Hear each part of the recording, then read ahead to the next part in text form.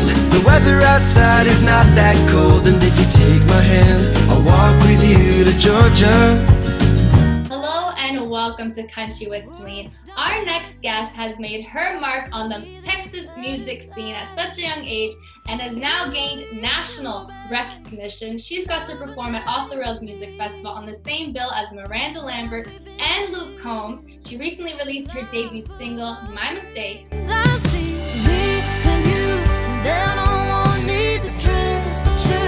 Our whole family, see the house with the porch wrapped all around. Please welcome Grace Tyler. Grace, how are you doing today? I'm so good. Thank you for having me, Celine. I'm so excited to be here and to get to chat with you about music and things like that. Yes, I love it. So let's start off with your debut single, My Mistake. So like I was mentioning, you teased it on TikTok at first, which is what a lot of country music artists do right now, hip hop, rap, whatever the genre may be. And it got 600,000 views on TikTok, which is a huge accomplishment. And now that was your very first debut single that you posted on Spotify, and you have 35,000 listeners too on that. So that's a huge accomplishment for your first debut, first song on the platform. So let's talk about My Mistake. Is that storyline based on a personal story or someone you know? Let's dive deep into the story behind that song. Yes. Oh my gosh. I'm so glad you're asking for the details. Yeah, it is actually based on a true story. It's the first song I wrote when I moved to Nashville almost 2 years ago. It's crazy to think. But at the time, I was going through a really hard breakup, and it was with a guy I expected to see a future with. He was moving to Nashville too at the same time. And so I just expected everything to work out. You know, everybody just expected us to end up together. And my parents were high school sweethearts, so I was just like, that's gonna be me. That's my life. Like, I found the guy and he found somebody else. And so it was a really big eye-opening moment. I never felt like so alone because I moved to a new city. I was doing music, and the only person I knew here, I was like, okay, well, we're not talking anymore. And so that's how the song came to be. I had a co-write with Justin Lee, another songwriter and artist here in town.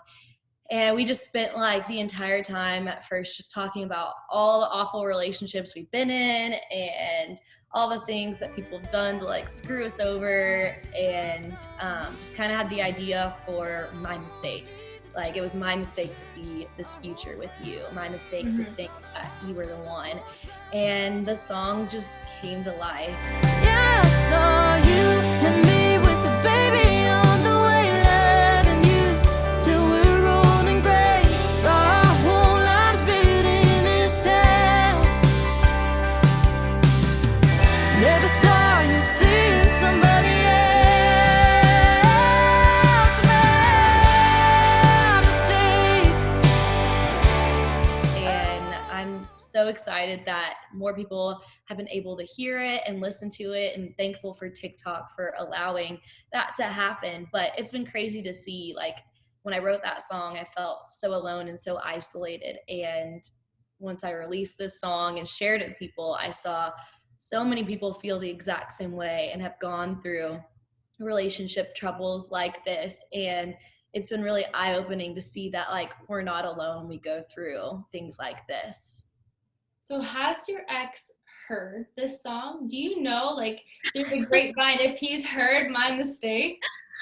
I don't know. We don't really talk, but when we moved here, we had one night where we were just like, hey, let's talk things through. And his one thing he said before we like ended our little conversation was like, I can't wait to hear the breakup album. And so I was like, oh, okay, well, there's the song for sure, and I don't know if you're really gonna like it. So I don't know what he's thought. He's probably listened to it. It wouldn't surprise me. But, you know, it's crazy too. I think of this song as kind of a like time capsule in a way for the way I was feeling, because now I'm in a great relationship and have moved on 100% from that person.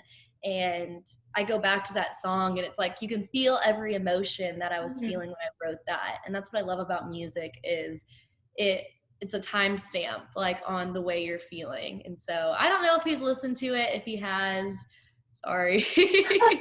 Sorry. Yeah. No, I'm sure he has heard of that song for sure. And My Mistake, a lot of people can relate to the song, the lyrics in that. And I mean, it is sad because when you have such high expectations that you think you're going to be with someone for the rest of your life, but then life happens and something happens, it's sad. But like you were saying, songs really are a time capsule. I like that because you can feel all the emotions when you go back and you listen to a song. And I'm sure he feels all those emotions when he goes back and listens to that song. But I mean, thank God that you did write that, right? Because now look at the whole industry that you've opened yourself up to. And since then, you've gotten to perform My Mistake at Marathon Music Works with Cameron Marlowe. How was that experience? Oh my gosh. So Cameron was one of the first people when I moved to Nashville that saw me as like an artist rather than just like this young girl, you know, chasing a dream in Nashville. And I'm so thankful to him for everything he has done for me and has been like in my corner, and I've been in his corner for forever. And so he invited me to come play at his sold out show here in Nashville at Marathon Music. And it was awesome, especially like coming back from COVID and just like things like that haven't really been happening lately. And to go full swing, like zero to nothing, like zero to everything, like it was crazy. But just to see a crowd that full and people who are just dying to hear music, and for Cameron to be so kind and willing to share his time with this sold out audience and ask me to come perform in the middle of his set, it was so cool. And it's something that I will always remember. And it makes me grateful to have met people who are so supportive in music and who want to help you in your career rather than push you down and see you as a threat. Like, he's somebody who's been there for me and has helped me so much. And I think that's just the coolest thing ever. And it's something that, you know, I'm like, when I get in his position one day, that's how I want to treat people. So it was awesome. So cool to get to play my song like live in front of a huge audience for sure. Was that the first time that you got to perform your song in front of a live audience? It wasn't. It was probably the first time I've played it full band since it was released. I've been playing it since I wrote it because I've loved this song so much. But it's cool too, where you're like, if you like the song, you can go listen to it. Like, it doesn't have to stop here. Like, it's on Spotify, Apple Music, iTunes, all the things. So it was such a cool experience to get to finally be able to be like, and now go listen to it on your way home. Now go listen to it every single platform. That's nice to hear that Cameron is such a down-to-earth, nice guy. It's really good to have that type of support in your corner, especially if you're branching off into an industry that's kind of iffy, I guess, sometimes, and there's not always the nicest support from different people because some people can become jealous or envy of you in certain ways. But that's really nice that he actually helped you and like gave you a big pedestal to perform your song on, and now you have such a good friend too. Yeah, it's awesome. It's so cool. So thankful to have him in my life for sure. And now on TikTok, this is what I wanted to get to. So you released these two songs, little clips. One was called On the Rocks, and the other one was called Red Wine in a Red Solo Cup. Are these two songs like going to get released maybe anytime soon? Were you teasing the audience on TikTok? You know, that is such a good question. I get asked a lot about some stuff I put on there, and On the Rocks is definitely in consideration for an upcoming project we haven't solidified anything yet, but it's definitely a contender. And some of the songs, I can't believe I'm saying this, but some of the songs I've put on my TikTok, I haven't finished. Like, I start them and I'm like, oh, this is cool. And then I like to see what people think of them. And then if they like it, I'm like, okay, cool, I'll come back to that idea. Or if not, I'm like, okay, maybe I don't. But I get people asking. There's another song I started. It's called Breaking Up. And it's about ending like a relationship with a friend, and kind of how that feels a lot like going through a breakup with a guy. It's very similar. And I started that and I was like, oh, this seems kind of cool. I'll post it on TikTok.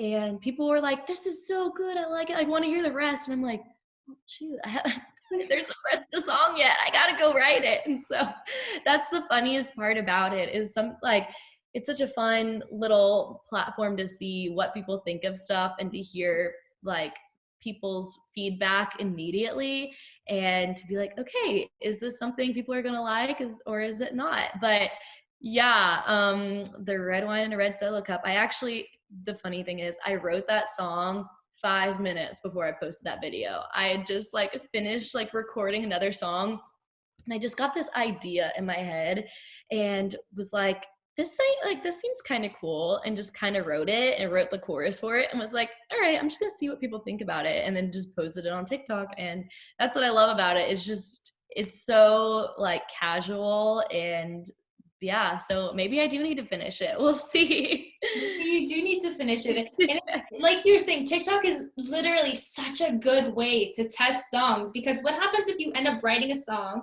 you release it, and the feedback is like kind of crappy?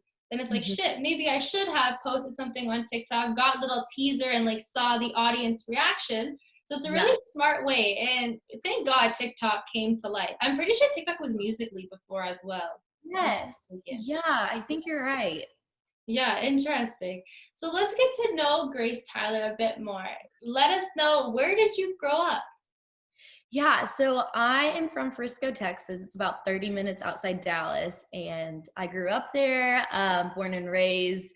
And if you know anything about Frisco, which most people don't, but it's considered like sports city capital USA. So growing up, everybody played sports, and that was just life. And I was not what you would call like good at that. And I loved music, and that was what I grew up loving and doing. And so when I was super young, I was like 5 or 6, and I would go to karaoke bars, and I would be this little like 5 or 6-year-old singing at like karaoke bars.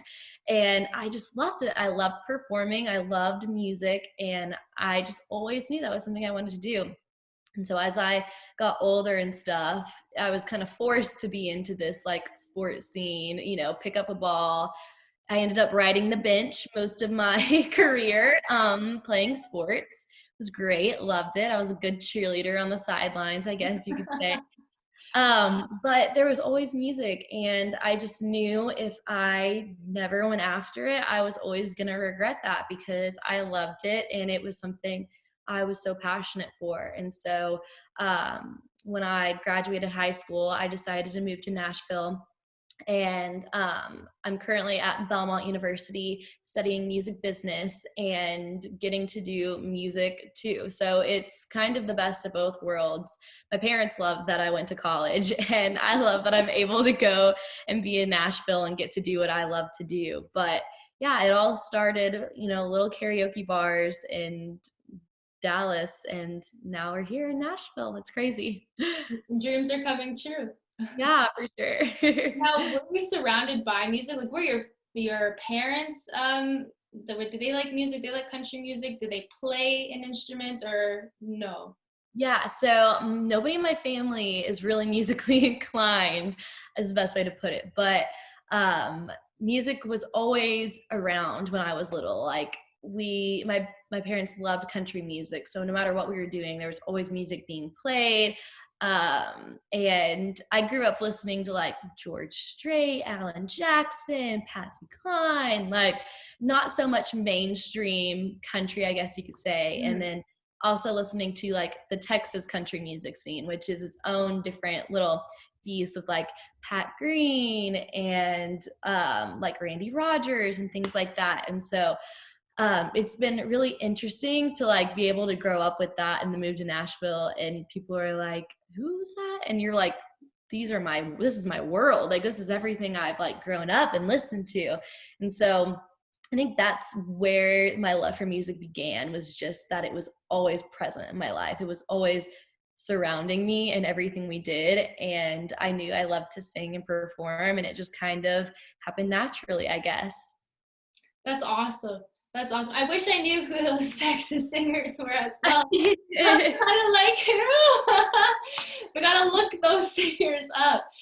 sing about Texas, so it's like their own little world, and Texans love them because we love Texas. We would die for Texas. And when you have, artists who sing about how much they love Texas as well, they love it. We love it there. Yeah, I can see that's like when people sing about how much they love Toronto, like Drake, when Drake quotes us in all his songs, we're like, thanks, Drake. Who would you say would be your dream collaboration? Ooh, that's a good one. That's really hard. I love George Strait. I feel like I would have to say George Strait because I've just grown up listening to him, and I would die for George Strait. I would do anything for him. But I love him. Another one I think I would say is, and you may not know, he's more like up and coming. His name's Cody Johnson. He was a big Texas guy. And so growing up, I was a huge Cody Johnson fan. Like, I think I would cry. There's a few people, if I met them, I would cry. And I think it would be George Strait and Cody Johnson. Because I've loved the way Cody Johnson performs. His concerts are incredible. Like, he puts on such a great show, and his music, I just think his voice and everything about him is amazing. And so that's definitely somebody too that I would be like, hands down, no questions. I could sing the phone book with you, and that would be totally fine with me. I mean, if you put it out there, you never know what the universe will give you in return, right? I know, for real. You gotta keep saying it. You know what? Also, you should write a song and label it George Strait, just like Taylor Swift did with Tim McGraw.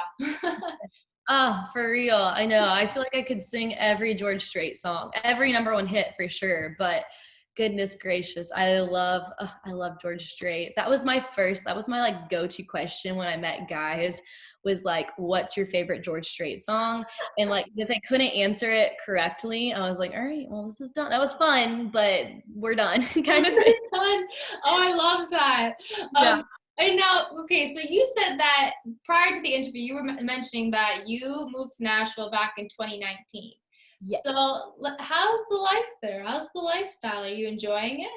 Yeah, it's so fun. It's such like a fun town to live in because, you can do like the, country living, I guess you could call it. And there's trees and stuff, which is nice. Like, it makes me feel like I'm in Texas, but then you can go like downtown, you have all the bars and like all the places to see live music, and the live music scene is just awesome. And there's always something to do. Except COVID, there wasn't anything to do, but like for the most part, there's always some band that's playing, somewhere to go, some live music thing to listen to. And so for somebody who loves music and that's my life, like it's like Disney World for a kid. Like, it's the coolest thing ever.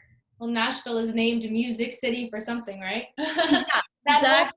The whole Broadway strip, when I went, oh my gosh, it was heaven. Music in every single bar. Yeah. And the crazy thing is that you would think with all the music that is blaring out of every bar, you would hear a bunch of like kind of gibberish on the street. But realistically, when you're walking, you only hear this, and then the next you hear that.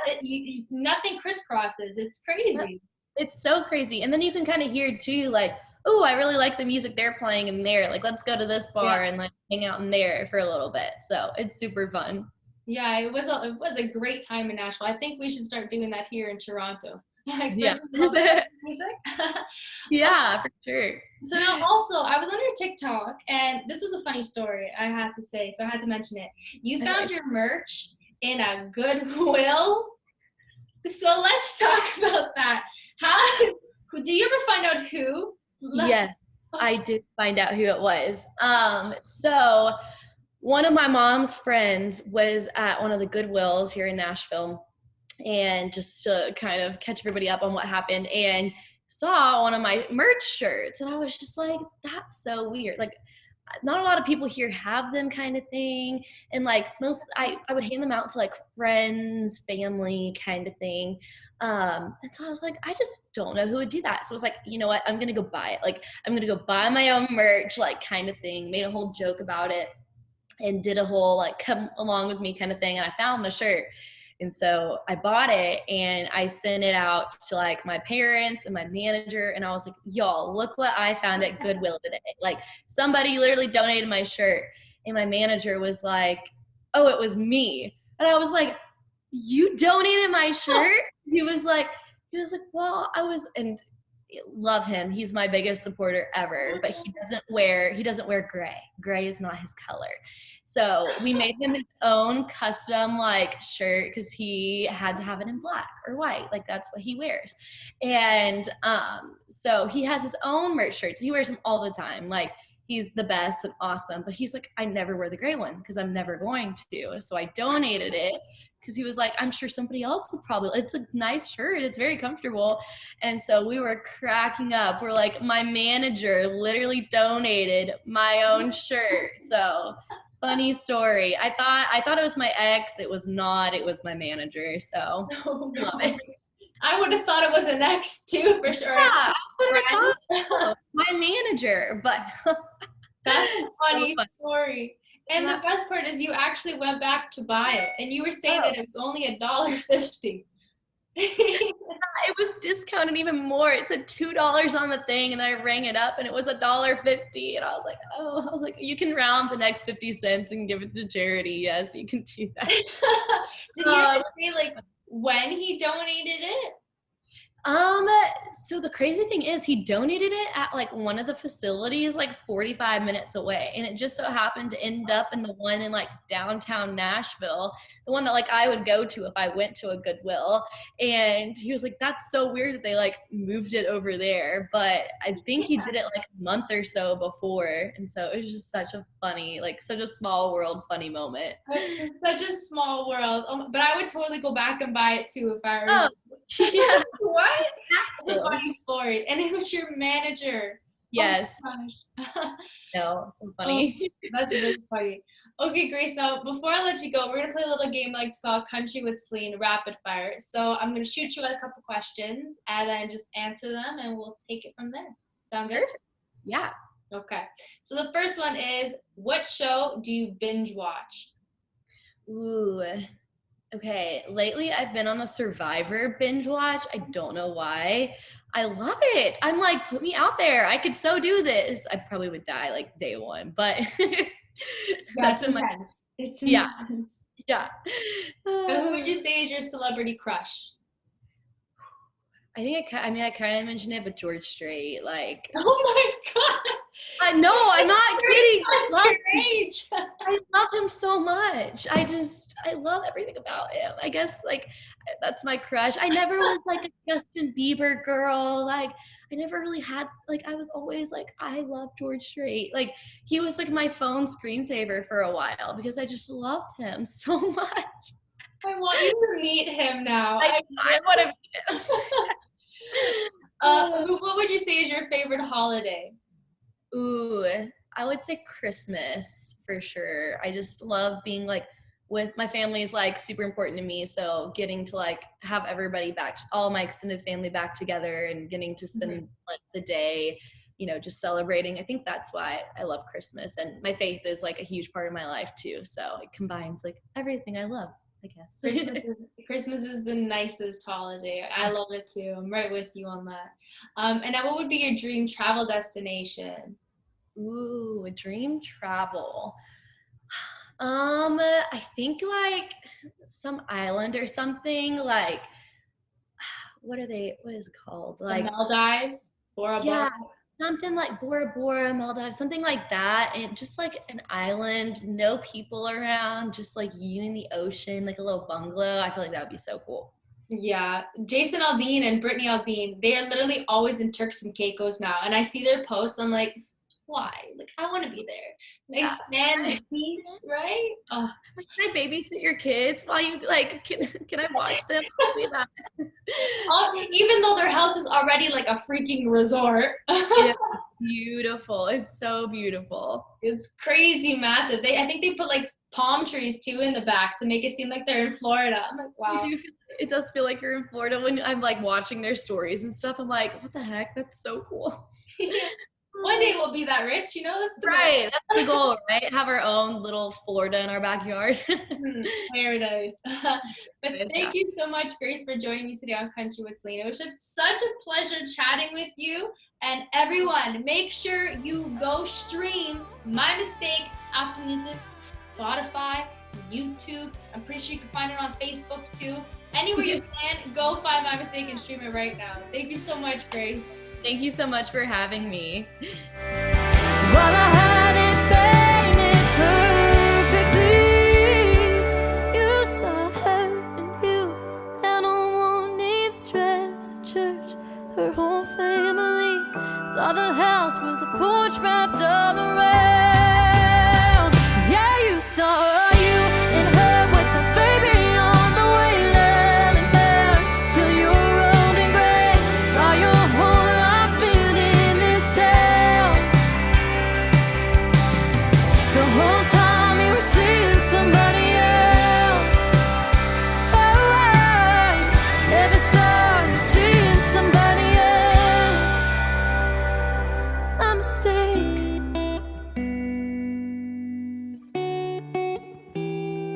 My mistake.